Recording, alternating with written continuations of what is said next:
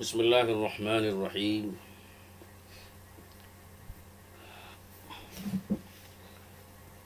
الحمد للہ رب العالمین، والصلاة والسلام علی رسولہ سیدنا و نبینا محمد وعلی آلہ و اصحابہ اجمعین، اما بعد۔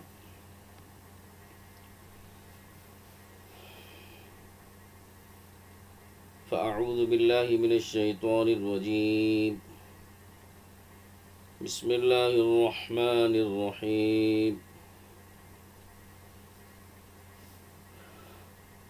ولا تنكحوا ما نكح آباؤكم من النساء إلا ما قد سلف إنه كان فاحشة ومقتا وساء سبيلا۔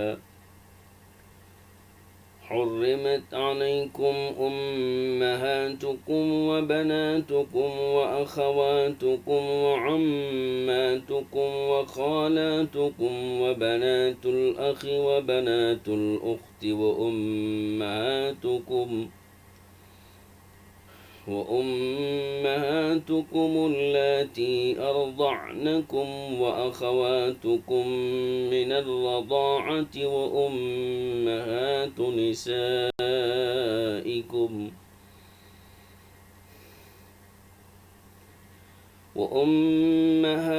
نسائكم وربائبكم اللاتي في حجوركم من نسائكم اللاتي دخلتم بهن، فإن لم تكونوا دخلتم بهن فلا جناح عليكم وحلائل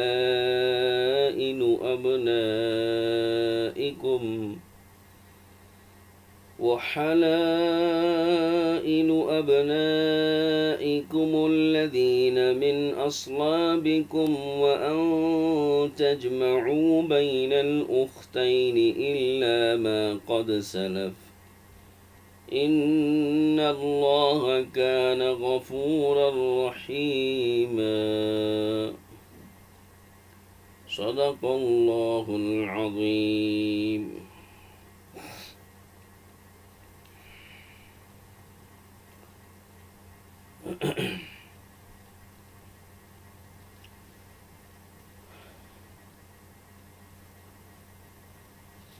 محترم خواتین،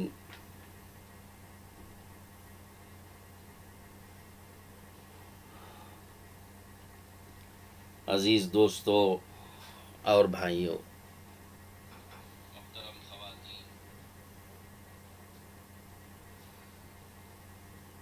آج قرآن پاک کی تفسیر جو ہماری ہفتہ واری مجلس ہے،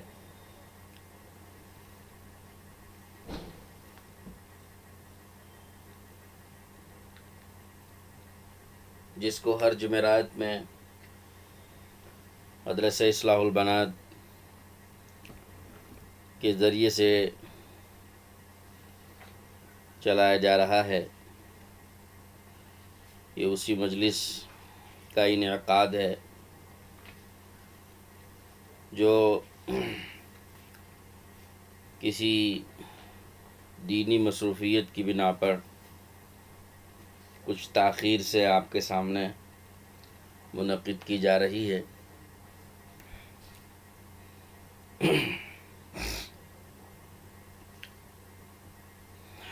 ہم نے سورہ نساء کی آیتیں شروع کی تھیں سلسلہ وار، اور آپ کے سامنے اس وقت میں 22 اور 23 نمبر کی 2 آیتیں پڑھی گئیں۔ تذکرہ چل رہا ہے پیچھے عورتوں پر ہونے والے مظالم کا۔ زمانۂ جاہلیت میں جو حضور اکرم صلی اللہ تعالیٰ علیہ وسلم کے دنیا میں تشریف لانے سے پہلے عورتوں پر جس طرح کے مظالم ہوتے تھے اس کا تذکرہ کیا گیا تھا، اور پھر اس کی مذمت قرآن پاک کی آیتوں میں بیان کی گئی۔ تو اسی سے مربوط یہ بھی بات ہے کہ اللہ جل شانہ نے ایک اور ظلم کا اس آیت میں تذکرہ کیا جو ہم نے 22 نمبر والی پڑھی۔ ایک ظلم ان لوگوں کا زمانِ جاہلیت میں جو عورتوں پر ہوا کرتا تھا، وہ یہ ہے کہ اپنی سوتیلی ماؤں سے نکاح کر لیا کرتے تھے کہ باپ کا انتقال ہو جائے تو اس باپ کی جو دوسری بیوی ہوتی تھی اس بیوی سے نکاح کر لینا بھی وراثت کا ایک حق سمجھتے تھے، یعنی اولاد، باپ کی اولاد لڑکوں میں جو بڑا لڑکا ہوتا تھا تو بڑا لڑکا عموماً اس باپ کی بیوی دوسری بیوی سے نکاح کر لیتا تھا، سوتیلی ماں سے۔ یہ بھی ان کا ایک بری رسم تھی، بری عادت تھی، جو ایک طرح کا ظلم تھا، اس لیے کہ شریعت مطہرہ میں اس کی اجازت نہیں دی گئی ہے، بلکہ شریعت نے اس باپ کی بیوی کو ماں کا درجہ دیا ہے، اور اس کی عزت اور اس کے ناموس کی حفاظت اسی طرح ضروری قرار دی اولاد پر جس طرح اپنی سگی ماں کی عزت اور ناموس کی حفاظت ضروری ہوتی ہے۔ لیکن ان کا ظلم اتنا بڑھا ہوا تھا کہ بجائے اس کے کہ اس عورت کی عزت و ناموس کی حفاظت کرتے، خود ہی اس کی عزت کو پامال کرتے تھے۔ وہ یہ کہ خود ہی نکاح کر لیتے، ظاہر ہے کہ ان کے ذمے تو اس عورت کی جو اپنی سوتیلی ماں ہے اس کی عزت و ناموس کی حفاظت ہے، اور اس کی حفاظت اس میں ہے کہ جو اس کے لیے حلال رشتے ہیں، جو اس کے لیے جائز راستے ہیں، ان جگہوں پر اس کا نکاح کیا جائے۔ شوہر کی اولاد تو اپنی اولاد کی طرح ہوتی ہے، تو ان کے ذمے تو اس کا احترام اور اس کا ادب ہے ماں کی طرح سے، لیکن جب ظاہر ہے کہ اپنی بیوی کے طور پر جب اس سے نکاح کر لیا جائے گا تو سلوک ماں کی طرح نہیں ہوگا، تو سلوک تو غلامانہ ہوگا، نوکرانی والا ہوگا، بیویوں کے ساتھ جیسا سلوک اس زمانے میں ہوا کرتا تھا اس طرح ہوگا۔ تو اس سے تو اس کا ادب اور احترام پامال ہوا اور آبرو بھی پامال ہوئی۔ پھر جو حقوق ماں کی حیثیت سے ان کے ذمہ واجب ہوتے تھے وہ حیثیت بھی خود ختم ہو کے وہ حقوق بھی، ان حقوق سے بھی اس کو محروم کر دیا جاتا ہے، اور اس کے بجائے بیوی بنا کر جس طرح سے سلوک کیا جاتا ہے اس سلوک کی حقدار اس کو بنا دیا جاتا ہے، جو ایک طرح سے حقوق کی پامالی بھی ہوئی تو ظلم ہوا اس پر۔ تو بہرحال اللہ تعالیٰ نے جو زمانے جاہلیت میں عورتوں پر ہونے والے جو ظلم و ستم تھے اس کا تذکرہ یہاں پر اللہ تعالیٰ فرما رہے تھے، تو اسی سلسلے کو آگے بڑھاتے ہوئے یہاں پر اس ظلم کا اللہ نے ذکر فرمایا، اور پھر جیسا پچھلی آیتوں میں عورتوں پر ہونے والے دیگر مظالم کی مذمت کی اور اس کی اصلاح اور درستگی فرمائی اللہ نے، تو یہاں اس ظلم کی بھی اللہ نے مذمت فرمائی اور اصلاح اور درستگی فرمائی۔ چنانچہ اللہ پاک نے فرمایا کہ وَلَا تَنْكِحُوا مَا نَكَحَ آبَاؤُكُمْ مِنَ النِّسَاءِ، کہ جن عورتوں سے تمہارے آبا و اجداد نے نکاح کیا ہے ان عورتوں سے تم نکاح مت کرو۔ یہاں لفظ نکاح کا آیا، نکاح کے معنی نکاح کا لفظ آیا ہے، جس کا مطلب یہ ہوا کہ باپ دادوں نے، آبا و اجداد نے کسی عورت سے اگر نکاح کیا ہے تو محض نکاح سے اولاد پر حرام حرمت ثابت ہو جاتی ہے، اور وہ عورت اولاد پہ حرام ہو جاتی ہے محض نکاح سے۔ یعنی باپ نے اگر کسی عورت سے نکاح کر لیا، خواہ رخصتی ہوئی ہو نہ ہوئی ہو، صحبت ہوئی ہو نہ ہوئی ہو، خلوت ہوئی ہو نہ ہوئی ہو، لیکن صرف نکاح ہی ہوا ہے، تو بس نکاح ہی سے وہ عورت اس مرد کی تمام اولاد پر حرام ہو جاتی ہے، اور یہ حرمت ابدیہ ہے، ہمیشہ کے لیے حرام ہے۔ یعنی باپ رہے تب بھی حرام، اور باپ کا انتقال ہو جائے تب بھی حرام ہے۔ تو لہٰذا اس میں کسی طرح کی کوئی گنجائش نہیں ہے کہ اس کو جو ہے حلال قرار دیا جائے، کوئی گنجائش نہیں ہے۔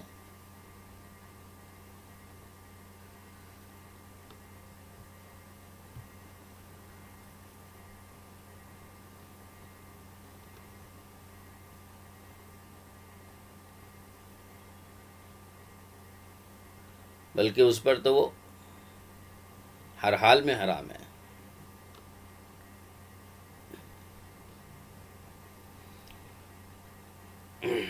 تو اس کو کہتے ہیں حرمت ابدیہ۔ یہ حرام ہونا وقتی نہیں ہے کہ صرف باپ کے باحیات رہنے تک حرام ہو اور پھر باپ کے انتقال کے بعد وہ حلال ہو جائے، ایسا نہیں ہے، بلکہ یہ حرمت ابدیہ ہے، ہمیشہ ہمیشہ کے لیے یہ حرام ہے۔ تو لہٰذا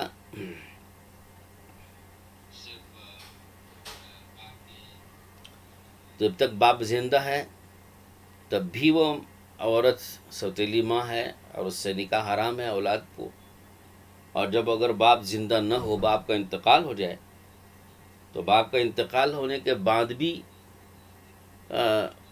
وہ عورت ان بچوں کے لیے حرام رہے گی، اور اس سے نکاح بھی درست نہیں اور اس سے صحبت بھی کسی طرح سے درست نہیں ہے۔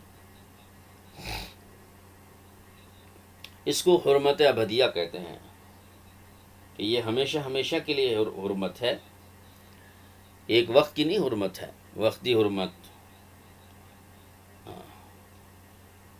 بلکہ یہ حرمت ابدی ہے۔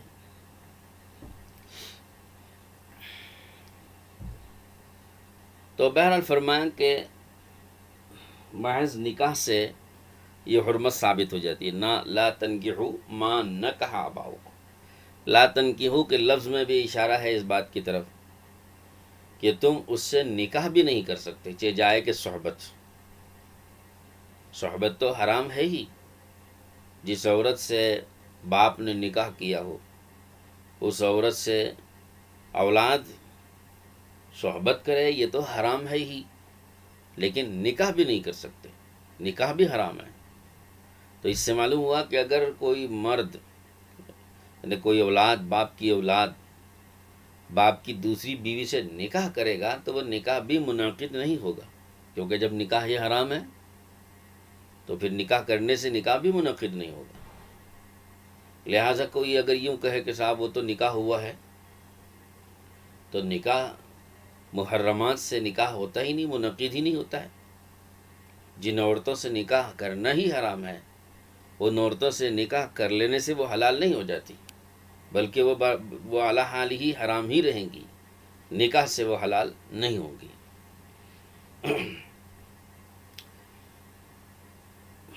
تو فرمایا کہ لا تنکحوا ما نکح آباؤکم، کہ تم نکاح مت کرو ان عورتوں سے جن سے تمہارے باپ دادوں نے نکاح کیا ہے۔ آباؤکم کا لفظ ہے یہاں پر، تو اس سلسلے میں سمجھ لینا چاہیے کہ لفظ آبا جو ہے یہ ابن کی جمع ہے۔ باپ تو انسان کا ایک ہی ہوتا ہے نا، لیکن یہاں آباؤکم آ رہا ہے، تمہارے باپ۔ تو یہ بھی ہو سکتا ہے کہ یہ لا تنکحوا جمع ہے تو اس لیے اس مناسبت سے آباؤکم جمع کا لفظ لائیں، لیکن ابن کا جو لفظ ہے علماء نے اس کی تفسیر میں ارشاد فرمایا ہے کہ یہ لفظ عربی میں حقیقی طور پر تو باپ پر بولا جاتا ہے، باپ کے لیے بولا جاتا ہے، لیکن مجازاً اس میں تمام اصول پر، یعنی باپ سے لے کر باپ کے اوپر تک جتنے اس کے اصول آتے ہیں، اوپر کے رشتہ دار ہوتے ہیں، جیسے دادا ہے، پردادا ہے، یا باپ کے دادا ہوں، دادا کے دادا ہوں، جتنی اوپر تک جاتے ہیں ان سب پر یہ لفظ بولا جاتا ہے۔ تو اس سے معلوم ہوا کہ اگر باپ نے نکاح کیا ہو تب بھی حرام ہے، دادا نے نکاح کیا ہو تب بھی حرام ہے، اور دادا نے نکاح کیا ہو تب بھی حرام ہے. یا اس سے اوپر جتنی اوپر تک بھی جائیں، ان سب کی جو منکوحات ہیں، ان سب کی نکاح شدہ جو عورتیں ہیں، وہ سب کی سب اولاد پر حرام ہوتی ہیں، بیٹے پر، پوتے پر، پڑپوتے پر، ان سب پر وہ حرام ہوتی ہیں. تو قرآن مجید کی اس آیت نے ان سب کو شامل کیا ہے، یہ اصول جتنے بھی آتے ہیں. بلکہ اس میں ماں کی طرف کے جو اجداد ہیں، نانا ہیں اور پرنانا ہیں، ان کو بھی شامل کیا جائے گا. تو دادا ہوں یا پردادا ہوں. اسی طرح سے دادی کے توسط سے جو آتے ہیں، دادی کے باپ ہوں، یعنی والد کے نانا، دادی کی طرف کے جتنے اوپر سلسلے میں اجداد آتے ہیں، وہ بھی اس میں شامل ہیں. تو اصول میں جتنے بھی دادا اور نانا آئیں گے، ان سب کی منکوحات، ان سب کی نکاح شدہ عورتیں اس میں داخل ہیں، اور ان سب سے نکاح کرنا حرام ہوتا ہے. اور جب ان سب سے نکاح کرنا حرام ہو گیا تو میں نے جیسے عرض کیا کہ محض ان کے نکاح کر لینے ہی سے وہ حرمت ثابت ہو گئی. اگر صحبت کی ہے انہوں نے تو بدرجہ اولا حرام ہوں گے، صحبت نہیں بھی کی ہے تب بھی حرام ہوں گے. اور یہ حرمت ایک وقت کی نہیں ہے، ان کے حیات تک کی نہیں ہے، بلکہ ان کے وفات کے بعد بھی ہمیشہ ہمیشہ تک کی یہ حرمت ہے، جس کو حرمت ابدیہ کہتے ہیں. ہمیشہ ہمیشہ کی حرمت ہے. تو محرمات ابدیہ ایسی عورتوں کو کہا جاتا ہے. الا ما قد سلف، آگے لفظ آیا ہے کہ الا ما قد سلف، ہاں جو پہلے ہو چکا وہ معاف ہے. یعنی اب سوال یہ ہے کہ بہت سے جو ایمان قبول کر لیا، جنہوں نے حضور اکرم صلی اللہ علیہ وسلم کے ہاتھ پر اسلام قبول کر کے مسلمان ہو گئے، اب اسلام میں داخل ہو گئے، تو جب ان کے سامنے یہ حکم آیا تو اگر ان میں سے کسی سے ایسی کوئی بات ہو گئی ہے، ایسا ان میں سے کسی نے اگر کر لیا ہے تو لا علمی میں کیا گیا اور معلوم نہیں تھا، اس وقت تک احکام نہیں اترے تھے یا اسلام نہیں آیا تھا، اور اسلام سے پہلے یہ سب چیزیں ہوئی ہیں، تو اب اس پر ان کو ندامت ہو رہی ہے، افسوس ہو رہا ہے، رنج ہو رہا ہے کہ ہم نے کتنا بڑا غلط کام کر لیا اور کیسی حرکت ہم سے ہو گئی، تو اب اس کا کیا ہوگا. تو یہ بہت بڑا جرم ہو گیا اور بہت بڑا گناہ ہو گیا. ابھی ہم اللہ کی بارگاہ میں اس گناہ کی سزا کا کوئی مسئلہ اٹھے گا کہ نہیں اٹھے گا. تو اللہ رب العزت نے اس بارے میں صفائی پیش کر دی، صاف کر دیا معاملے کو کہ الا ما قد سلف، کہ ہاں جو کچھ پیچھے گزر چکا ہے وہ اللہ معاف فرما دیں گے. جو پیچھے ہو چکا، علم نہ ہونے کی وجہ سے یا وحی نازل نہیں ہوئی تھی اور اسلام ہی نہیں آیا تھا، زمانے جاہلیت میں یہ چیزیں ہوئی تھی، تو اسلام میں داخل ہو جانے کے بعد اب جو اسلام کے حکمات ہیں اس پر جب عمل آپ کر رہے ہیں، تو اسلام آنے سے پہلے زمانے جاہلیت میں جو کچھ ایسا ہو چکا ہے تو وہ سب کا گناہ جو ہے اللہ پاک معاف فرما دیتے ہیں. اس لیے کہ ضابطہ ہے الاسلام یہدی ما کان قبلہ، کہ اسلام لانے سے وہ سارے گناہ معاف ہو جاتے ہیں جو اسلام سے پہلے کسی سے صادر ہوئے ہوں.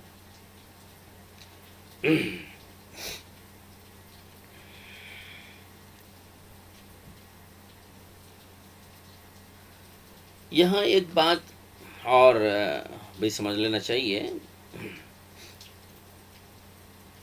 بلکہ وہ تفصیل تو آگے خود آ رہی ہے، وہیں پر آپ کو عرض کر دی جائے گی، یہاں ضرورت نہیں ہے، لیکن پھر بھی ضمناً اس بات کو ذکر کر دیں گے تاکہ مسئلے کو آسانی سے آپ لوگ سمجھ لیں اور ضبط کر لیں. کہ جس طرح باپ دادوں کی ہوئی نکاح کی ہوئی عورتیں حرام ہوتی ہیں، اسی طرح اولاد کی نکاح کی ہوئی عورتیں بھی باپ دادوں پر حرام ہوتی ہیں. اس کے برعکس، یعنی اصول نے باپ دادا نانا پردادا پڑنا ان میں سے کسی نے کسی عورت سے نکاح کیا ہے تو وہ عورت اولاد پہ جس طرح حرام ہوتی ہے ہمیشہ ہمیشہ کے لیے، اسی طرح اولاد میں سے کسی نے اگر کسی عورت سے نکاح کیا ہے تو وہ عورتیں بھی اوپر باپ اور باپ داداؤں پر اصول پر حرام ہو جاتی ہیں. اور وہ بھی حرمت ابدیہ ہے، ہمیشہ ہمیشہ کی حرمت ہے.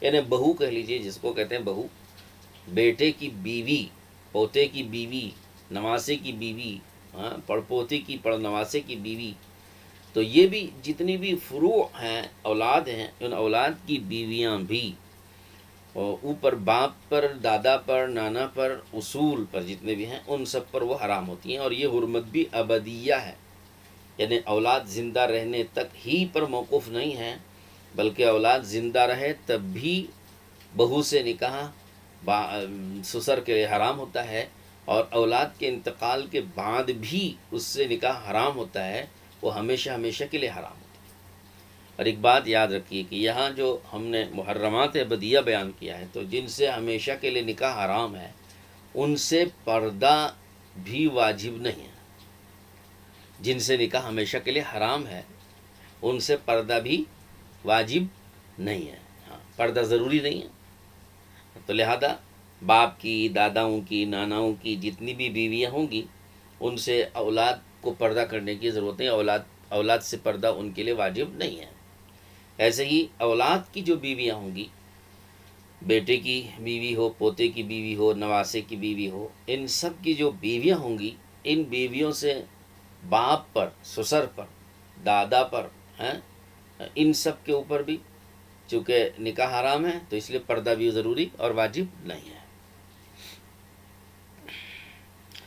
تو یہ اصل مسئلہ بیان کرنا تھا اللہ تعالیٰ شانہ کو، کہ جو پیچھے زمانے جاہلیت میں عورتوں پر ظلم ہوا کرتا تھا، اس ظلم کا اللہ رب العزت نے ازالہ فرمایا اور مذمت فرمائی، اور اس کی اصلاح فرمائی کہ ایسا ظلم عورتوں پر نہ کیا کریں، کہ باپوں کے انتقال، باپ دادوں کے انتقال کے بعد ان کی بیویوں سے تم خود ہی نکاح کر لو، ایسا ظلم مت کیا کرو، یہ تمہارے لیے حرام ہے۔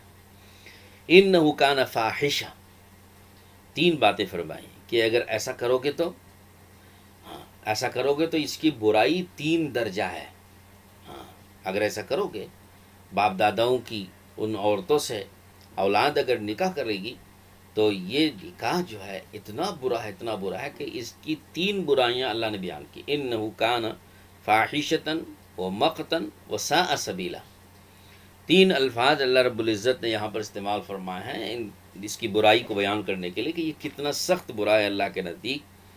فرمایا کہ یہ حرکت جو ہے یہ بے حیائی ہے، ہاں بے حیائی ہے، انہ کان فاحشہ، وہ مقتن، نہایت نفرت انگیز بات ہے، انتہائی نفرت انگیز بات ہے، ہاں مقتن، وساء سبیلا، اور بہت برا طریقہ ہے۔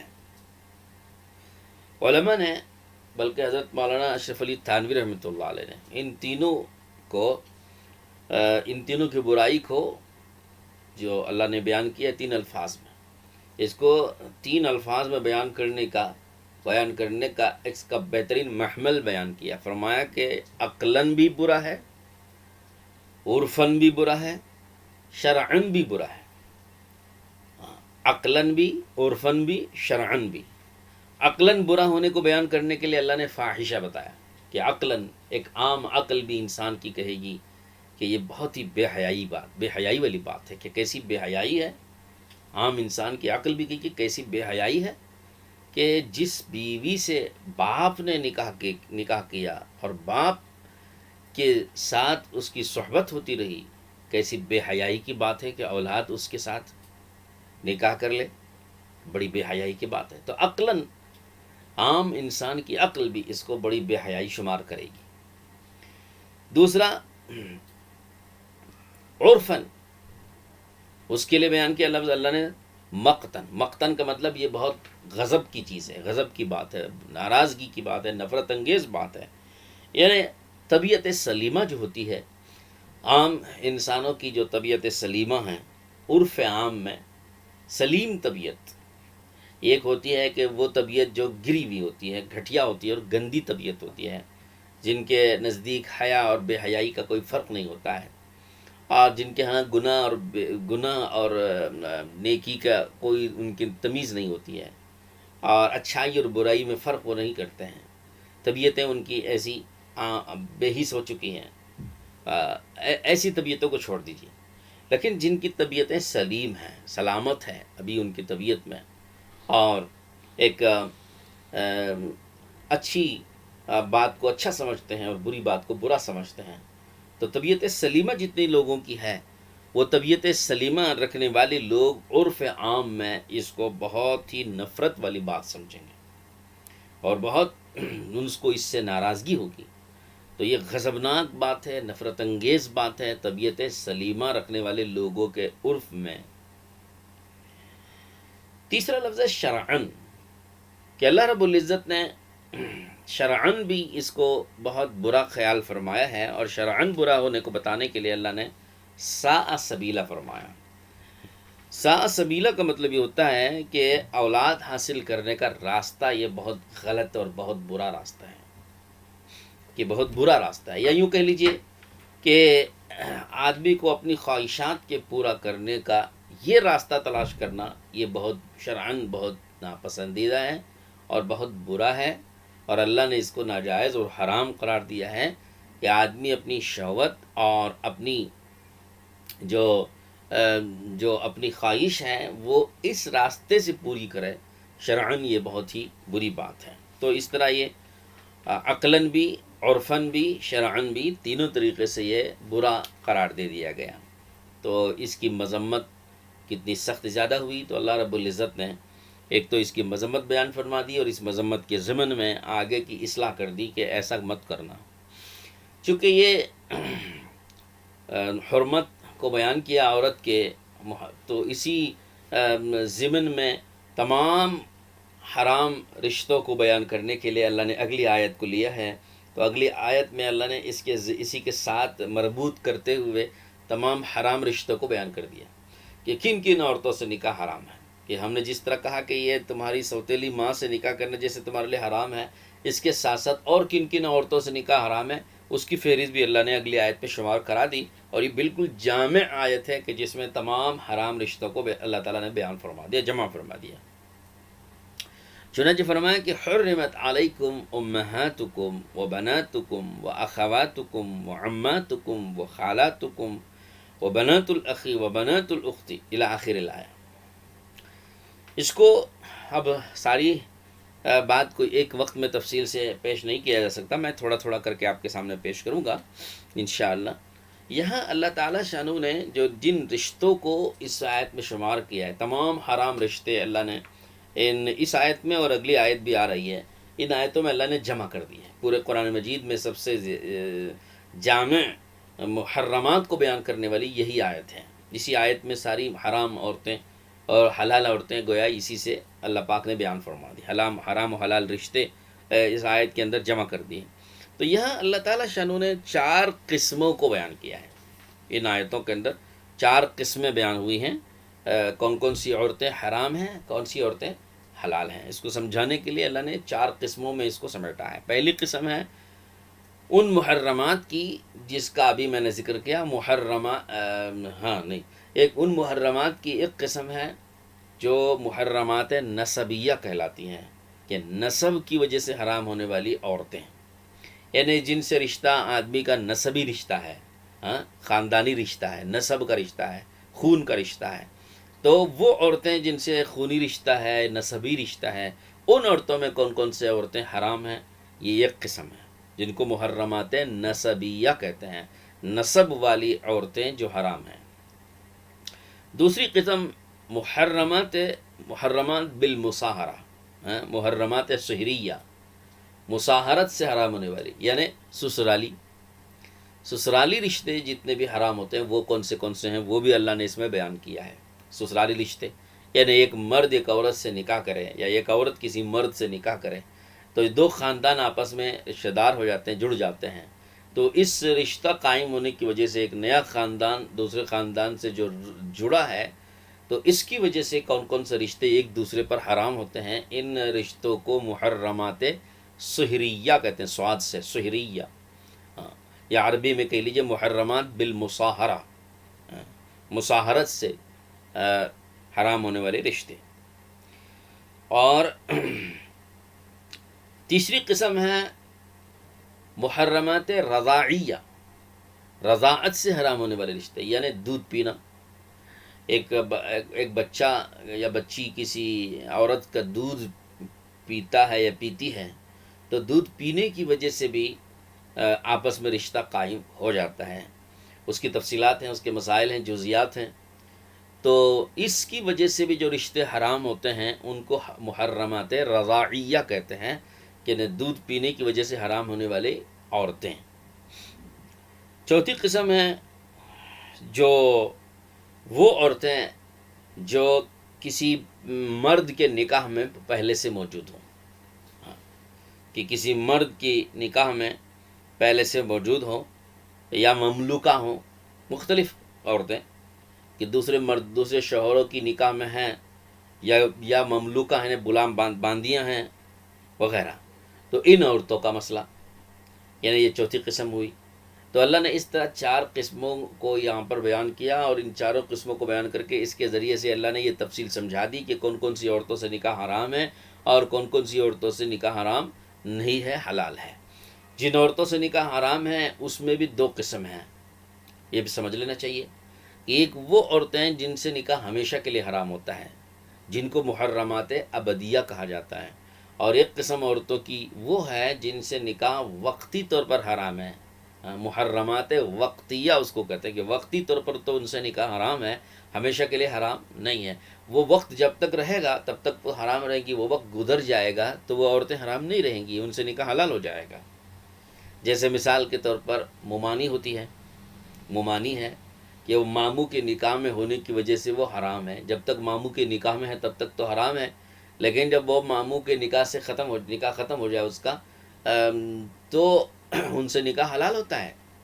اور یہ مسئلہ اکثر لوگ نہیں جانتے ہیں، اس لیے ممانی سے پردہ کرنے کو واجب کہا گیا ہے، کہ جب تک وہ ماموں کے نکاح میں ہے تب تک تو حرام ہے، لیکن جب وہ ماموں کے نکاح سے الگ ہو جائیں گی، کسی وجہ سے ہو، انتقال کی وجہ سے ہو یا طلاق خلا کی وجہ سے ہو، تو پھر وہ اس ممانی سے نکاح حلال ہوتا ہے. تو یہ ایک وقتیہ ہے، یہ کہ ایک وقت تک کے لیے نکاح حرام ہے، اور وہ وقت گزر جانے کے بعد ان سے نکاح حرام نہیں ہوتا، حلال ہو جاتا ہے. تو محرمات وقتیہ ان کو کہا جاتا ہے. تو محرمات کی 2 قسمیں، ایک محرمات ابدیہ اور ایک محرمات وقتیہ. تو انشاءاللہ اس کو تھوڑا تھوڑا کر کے آپ کے سامنے بیان کرتے رہیں گے. تو فرمایا کہ حرمت علیکم امہاتکم، پہلا لفظ ہے، دیکھ لیجئے کہ حرمت علیکم، حرام کر دی گئیں تمہارے اوپر، امہاتکم، تمہاری مائیں. یہ پہلا لفظ ہے، پہلا محرمات کا بیان جو آ رہا ہے تو اس میں یہ سب سے پہلا لفظ ہے. میں ایک ایک لفظ کے ساتھ ساتھ بتاتا چلا جاؤں گا کہ یہ کون سی قسم میں آتے ہیں. میں نے تو 4 قسمیں آپ کے سامنے بتا دی، اور 4 قسموں میں بھی 2 قسمیں الگ بتا دیں، تو گیا کل ملا کے 8 قسمیں ہو جاتی ہیں. محرمات ابدیہ یا محرمات وقتیہ، اور پھر وہ 4 قسمیں ہیں کہ نسبی ہیں، کہ سحری ہیں، کہ رضاعی ہیں یا دوسری ہیں. تو اس طرح سے میں ہر لفظ کے ساتھ ہی بتا دوں گا کہ یہ کون سی قسم میں داخل ہیں.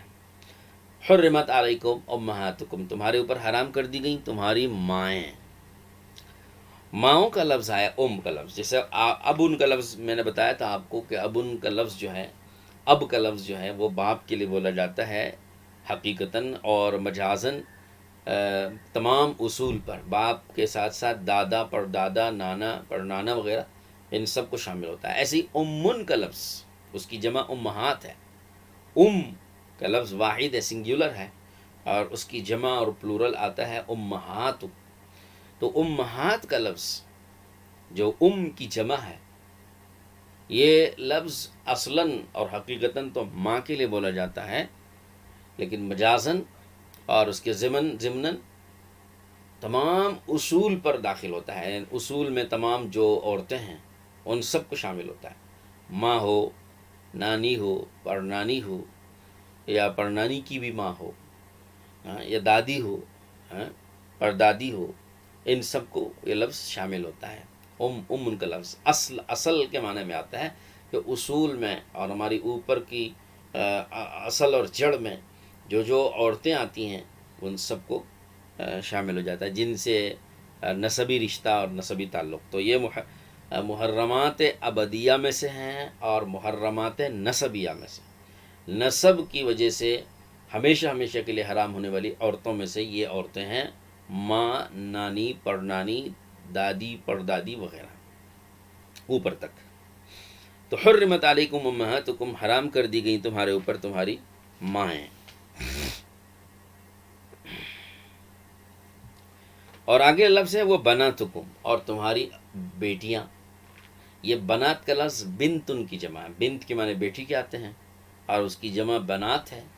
یہ سنگولر ہے بنت، اور بنات پلورل ہے، جمع ہے.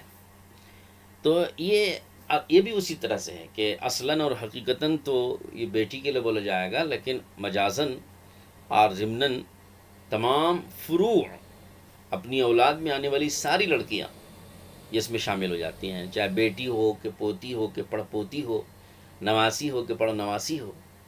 تو یہ ساری کی ساری نیچے تک جتنی بھی اولاد ہوتی ہیں انسان کی، کیا کہتے ہیں، لڑکیاں، اولاد میں جتنی لڑکیاں ہیں، ہاں، نسوانی اولاد، وہ سب کے سب اس میں شامل ہوں گی. تو ان دو لفظوں نے، امہات اور بنات، ان دو لفظوں نے انسان کے اوپر کے رشتے سارے کے سارے اور نیچے کے سارے رشتے بیان کر دیے، کون کون حرام ہے. اب جب آپ کو یہ معلوم ہو گیا کہ یہ حرام ہے، تو اس کے دائیں بائیں جو ہے وہ حرام نہیں ہیں. اب وہ ہم آپ کو انشاءاللہ بتائیں گے. جب پورا کر دیں گے یہ ساری آیتیں جو حرام ہیں، تو پھر ہم اس کو آپ دوسری قسط میں دوسرے اس کی وضاحت ہونے کے بعد پھر ہم آپ کو بتا دیں گے کہ حلال کون سی ہیں.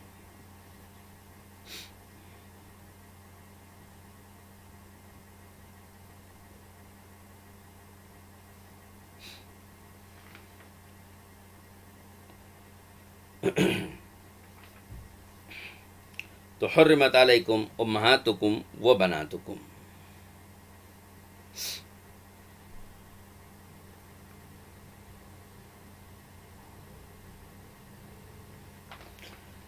تیسرا لفظ آیا ہے وہ اخواتکم. اخواتکم کا معنی ہے تمہاری بہنیں، تمہاری بہنیں. اختن کی یہ جمع ہے، اس کا سنگولر اور واحد لفظ آتا ہے اختن. اختن کے معنی بہن کے. تو تمہاری بہنیں. اب تمہاری بہنیں کا یہ لفظ سب طرح کی بہنوں کو شامل ہوتا ہے.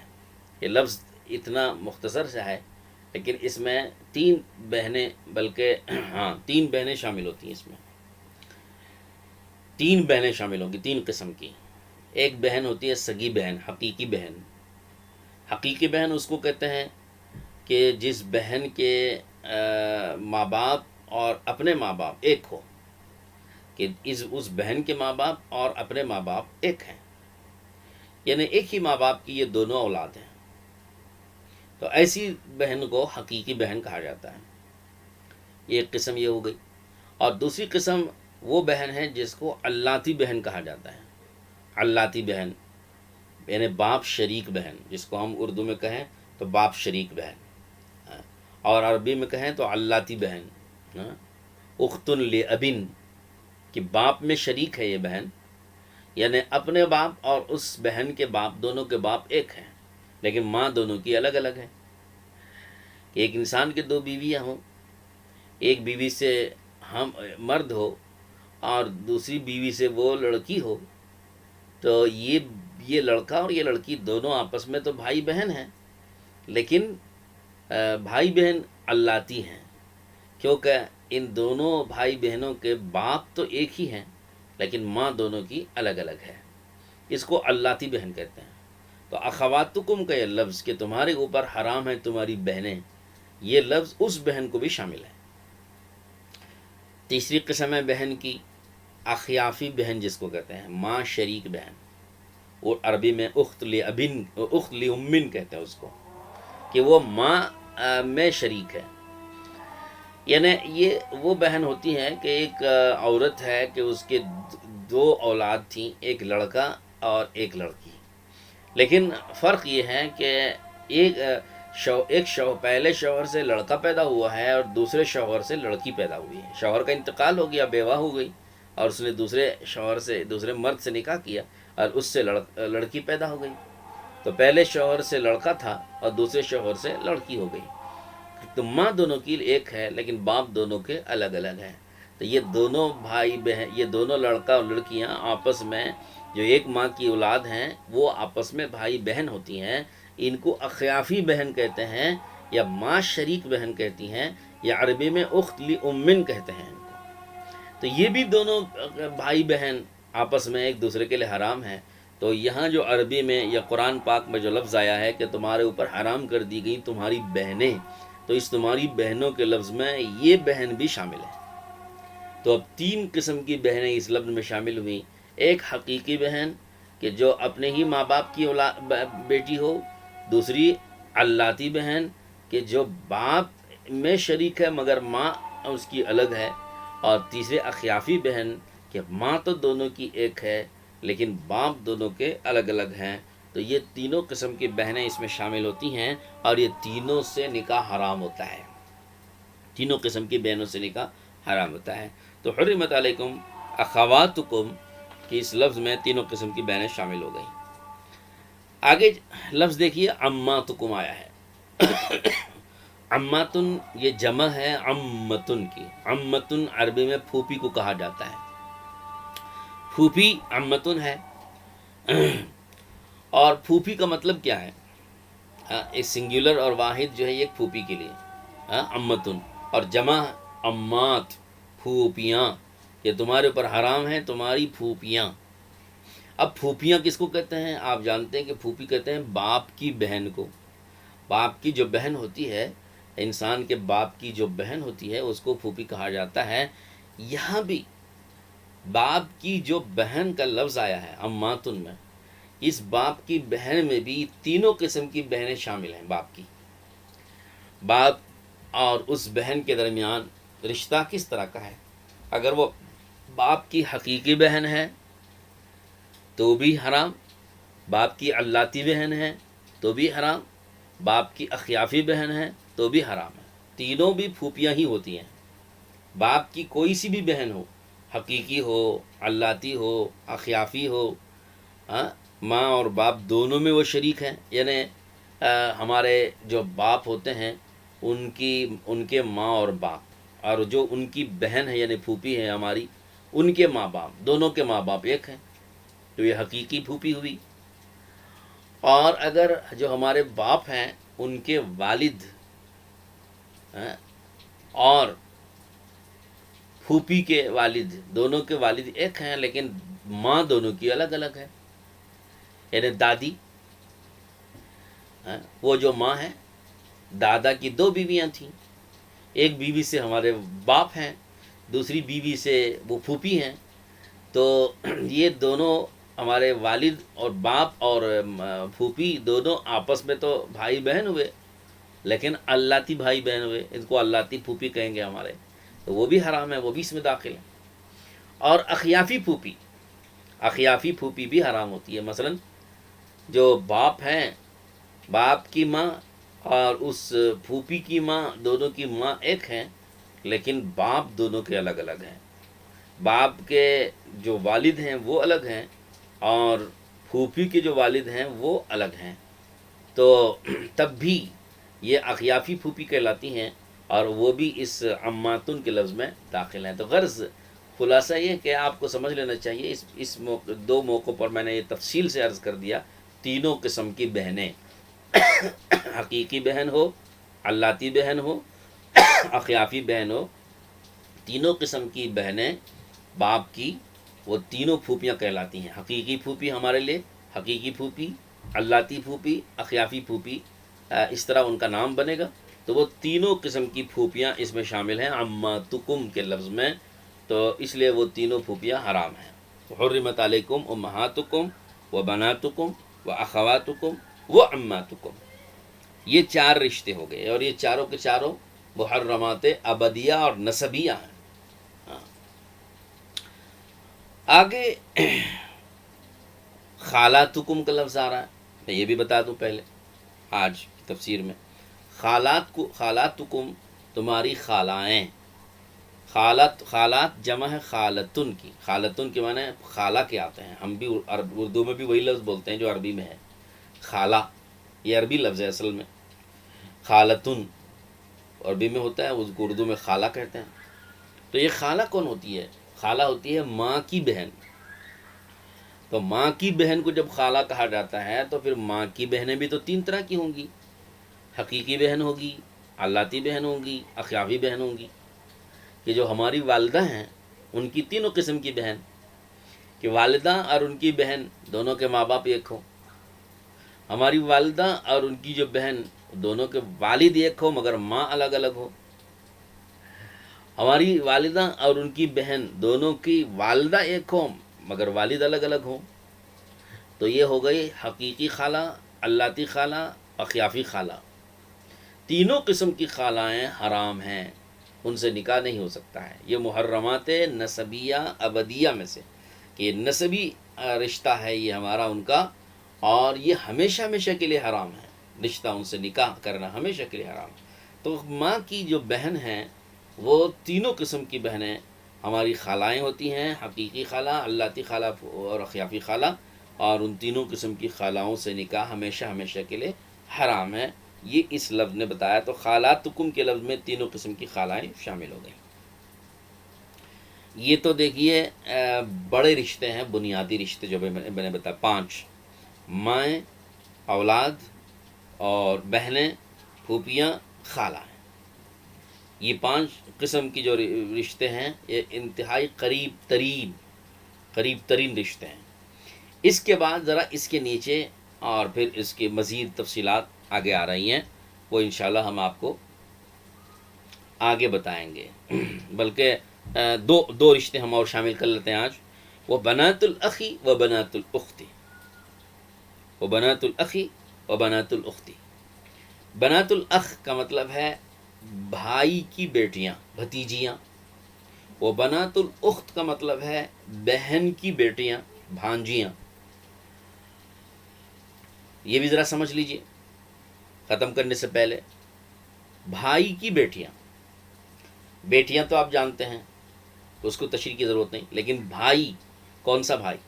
یہاں بھی وہی تینوں قسم کے بھائی آتے ہیں، حقیقی بھائی ہو، علاتی بھائی ہو، اخیافی بھائی ہو۔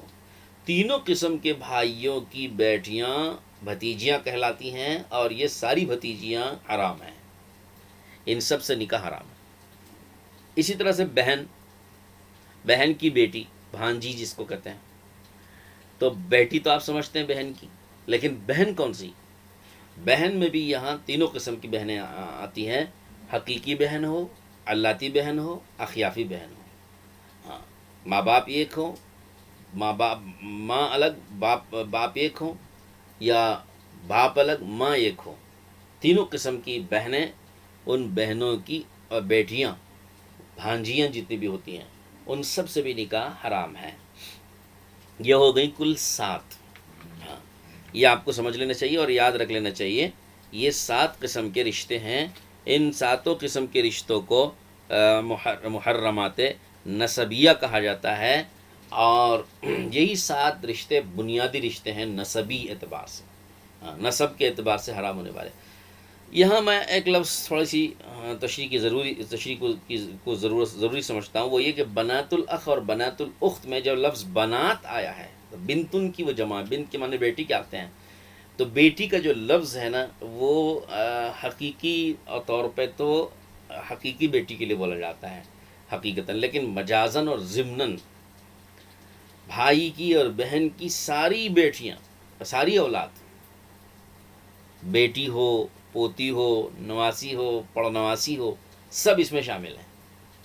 فروع، ساری فروع بہن بھائیوں کی، وہ سب اس میں شامل۔ تینوں قسم کے بھائی اور تینوں قسم کی بہنیں، ان کی جو اولاد ہیں، بیٹیاں ہیں، پوتیاں ہیں، پڑپوتیاں ہیں، نواسیاں ہیں، پڑنواسیاں ہیں، وہ سب اس میں شامل ہیں، یعنی وہ سب کے سب حرام ہیں، ان سے نکاح نہیں ہو سکتا ہے۔ تو یہ 7 قسمیں ہیں، خوب یاد رکھیے۔ نسب میں انسان کا جو نسب ہوتا ہے، اس نسب میں یہ 7 قسمیں بنیادی قسمیں ہیں، اور ان بنیادی قسموں سے رشتہ ہمیشہ ہمیشہ کے لیے حرام ہوتا ہے۔ بس اتنا آج مختصر سے رہنے دیجیے، اب اس کے ساتھ اس کے بعد جو مزید تفصیلات ہیں آئندہ انشاءاللہ عرض کیا جائے گا۔ اللہ تعالی ہم سب کو سمجھنے کی اور اس پر عمل کرنے کی اور دوسروں کو بھی پہنچانے کی توفیق مرحمت فرمائیں۔ وآخر دعوانا ان الحمد للہ رب العالمین۔